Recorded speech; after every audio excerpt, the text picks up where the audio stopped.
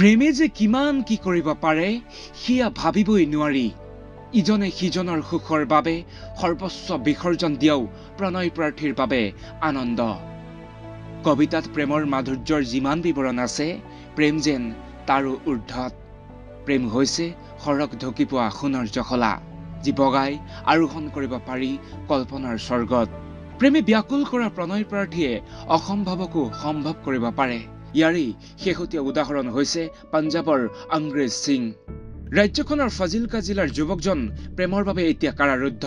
কিন্তু অংগ্ৰেজ সিং জেলত কিয় সোমাল তাৰ আৰতো আছে প্ৰেমৰ শক্তি দৰাচলতে পঞ্জাবৰ বাবা ফৰিদ স্বাস্থ্য বিজ্ঞান বিশ্ববিদ্যালয়ে চাকৰিৰ বাবে পৰীক্ষা অনুষ্ঠিত কৰিছিল এই পৰীক্ষাত অৱতীৰ্ণ হ'বলৈ পঞ্জীয়ন কৰিছিল পৰমজিৎ কৌৰে কিন্তু পৰীক্ষাৰ প্ৰস্তুতি কৰিব নোৱাৰিলে যুৱতীগৰাকীয়ে গতিকে তেওঁক বৈতৰণি পাৰ কৰোৱাৰ দায়িত্ব ল'লে প্ৰেমিক অংগ্ৰেজে সেই যুৱকজনে চেলুৱাৰ পিন্ধি প্ৰেয়সী পৰমজিতৰ ৰূপত পৰীক্ষা কেন্দ্ৰত উপস্থিত হ'ল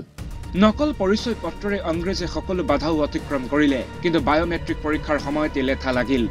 ফিংগাৰপ্ৰিণ্ট নিমিলিল নকল পৰমজিতৰ গতিকে শেষত ধৰা পৰিল প্ৰেমিক অংগ্ৰেজ পৰীক্ষকে দিয়া গোচৰৰ ভিত্তিত আৰক্ষীয়ে তেওঁক গ্ৰেপ্তাৰ কৰিলে মৰমৰ প্ৰেয়সীৰ বাবে পৰীক্ষা দিবলৈ গৈ ৰঙাঘৰত সোমাল অংগ্ৰেজ সিং নিউজ ডেস্ক ৰিপোৰ্ট বাৰ্তা এনি